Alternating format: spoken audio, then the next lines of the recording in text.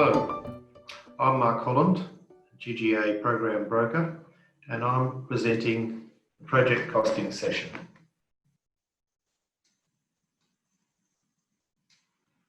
"66% of projects fail to meet their budget, and so project costing is a critical part of the project management process. Failing to meet budget causes projects to lose money, quite obviously, causes them to run late, or to produce a poor quality result. And these adverse events are likely to upset the funder and damage your reputation.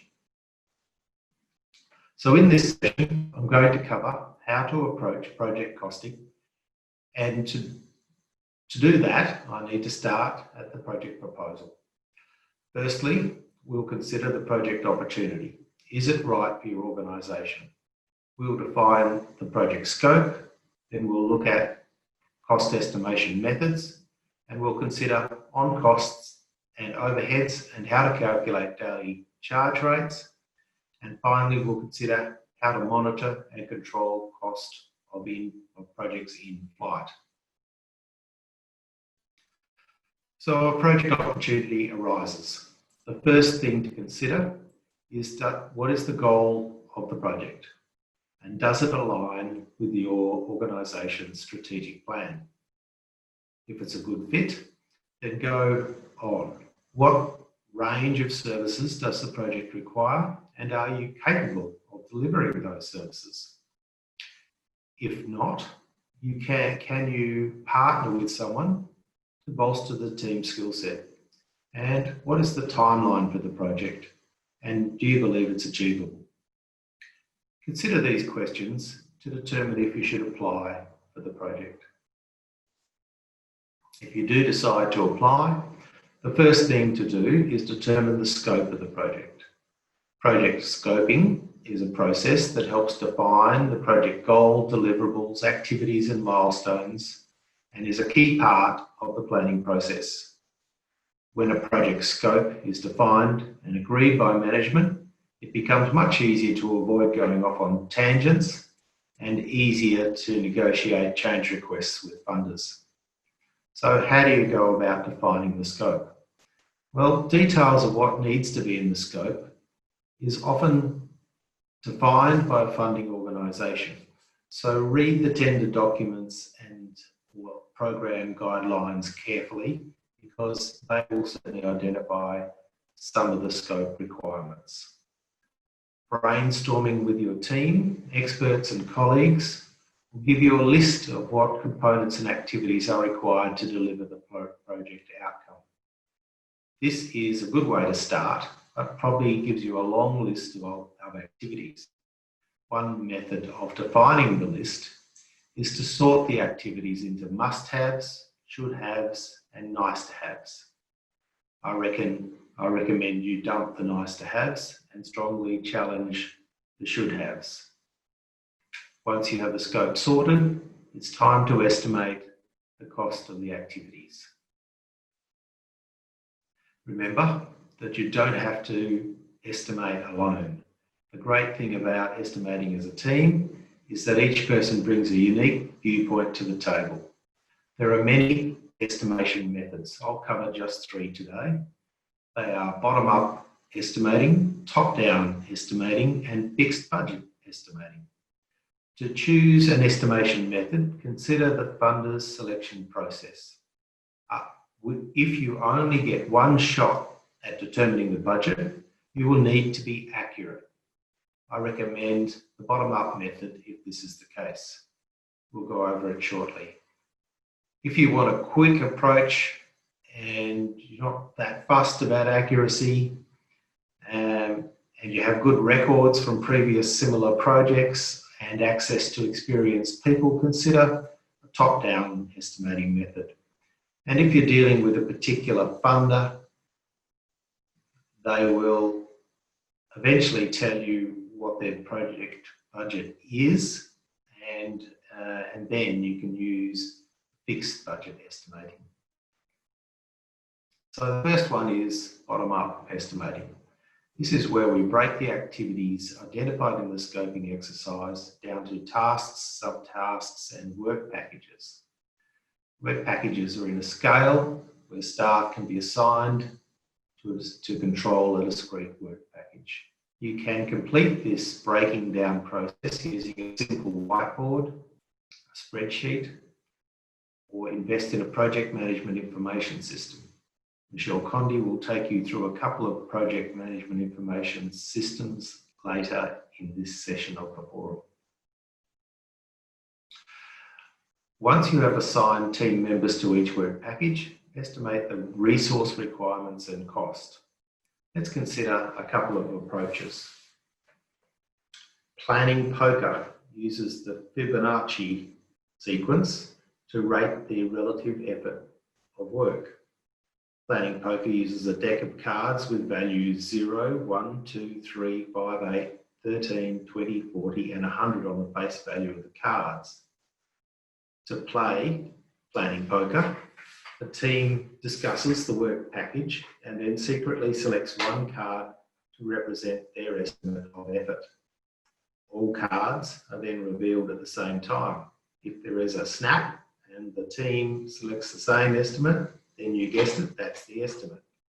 If not, then the team discusses their estimates and reselects one card and reveals them at the same time, and so on, until there is a team consensus. If there is no consensus or the score is above 8, the task needs to be broken down further. Another approach to estimating is the likely, optimistic, and pessimistic scoring of resource requirements method. This approach requires the estimator to assess optimistic and pessimistic estimates of the resources a work package requires, as well as the likely estimate.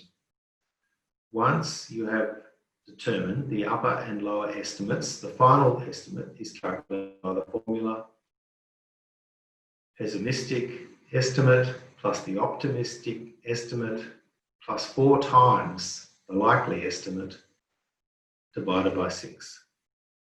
Be aware that the level of risk or uncertainty impacts the pessimistic score. For example, implementing a technology that is new to the organisation presents a risk because team members may not know how to use it effectively and therefore require more time to plan, design and implement it. They are likely to provide pessimistic resourcing estimates as a result. Method 2 is top-down estimating. It is quicker but often less accurate than bottom-up estimating. Top-down estimating uses your experience and data of actuals from previous projects to guide your estimating. To inform yourself, dig out your records and your lessons learned from previous projects. Review your estimates with experts, colleagues in your team, and as you go through the process, make sure you're not habitually underestimating certain project costs. Next method is fixed budgeting. Funders often have a fixed budget for their projects, but they don't tell you what the budget is until after they've indicated you are the leading bid. If you have used the top-down method, you may want to carefully review the activities to improve your accuracy. It's absolutely worth your while now because you're the preferred candidate. If you have used a bottom-up estimating, it is a relatively simple process to allocate the available money over the activities. If this happens to you, review your assumptions and get the funding body to confirm them. This reduces your level of uncertainty about each work breakdown structure, each work package, and allows you to sharpen your pencil. You should also get rid of any should-haves still in your WBS that don't fit the budget. Review the project. Can you still make it work? If you can't make it work, then walk away from the project. It's not worth doing projects that are underfunded. If you can make it work, send the funder a letter listing activities that you identified in your application that you won't be doing, and get a written response accepting those changes.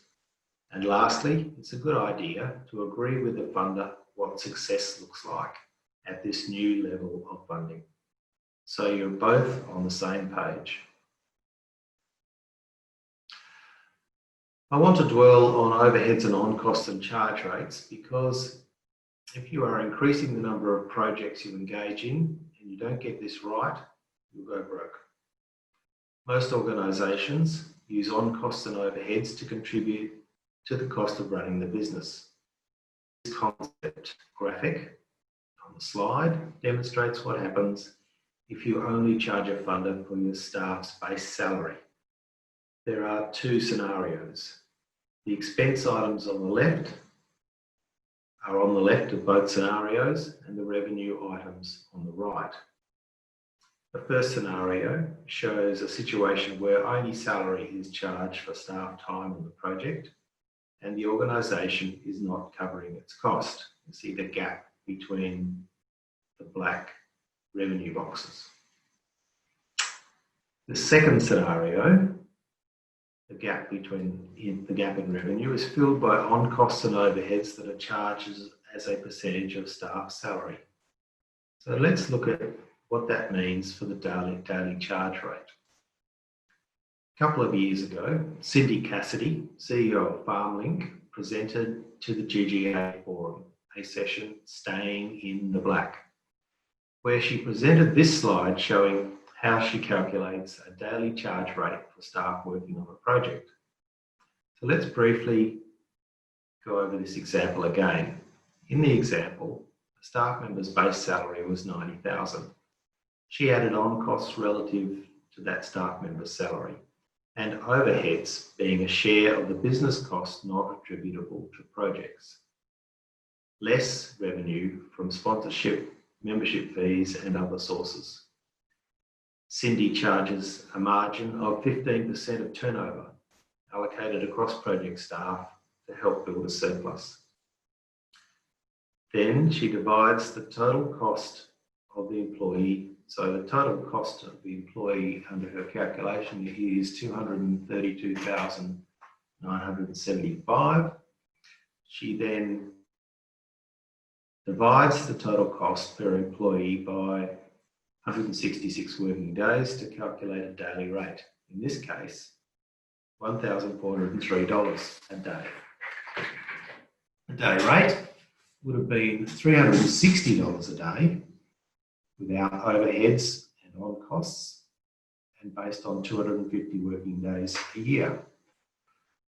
So how did Cindy get to 166 days? Well, in a year, there are 52 weeks, and let's work on a 5-day working week. That's 260 days. Take 20 days off for annual leave, that's 240. Take 20 days off for sick and personal leave, that's 220. That's a pretty sick person. Less 10 public holidays on average, that's 210.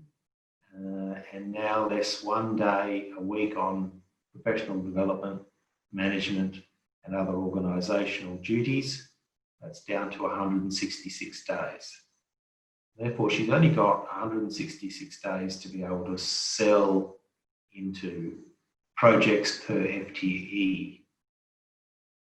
And that means that the total cost of that FTE has to be recouped over the 166 days, and hence that's $1,403 a day. My experience is consultants are charging $1,000 to $2,000 a day. And if you're not charging, your group's not charging enough for your staff, then you should begin towards transitioning towards full cost at a reasonable rate. Full cost for your project, for your organisation, might be quite different than Cindy's organisation, which is a very large organisation in comparison. So let's go now to how to monitor and control in projects that are in flight, that are going. And in this area, I recommend you use a separate account for each project so you can identify its cost separate to other projects and the general business. Have staff record their time on each work package and report that to you on a weekly basis. Formally accept contractor deliverables and make sure they are fit for purpose. If they're not, your project will be compromised. Monitor actual expenditure and project progress versus budget on a regular basis and report that to your management. Raise issues with your management early and make recommendations on how to recover the financial position. Consider making a change request to the funder. You never know, one day they may accept them. If your project gets into trouble. And implement changes and keep your project documentation up to date so everyone knows where you are.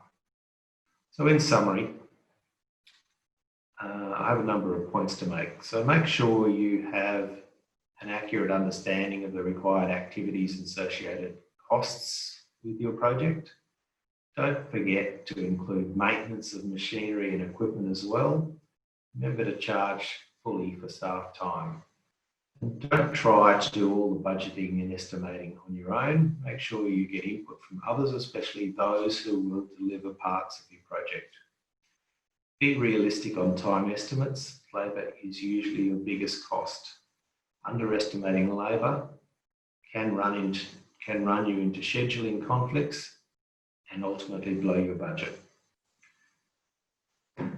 Try to maintain a contingency of 5% in the budget for unexpected costs, but if you can't, make it clear to the funder there is no contingency left. So if they want additional activities, they will need to provide additional funding.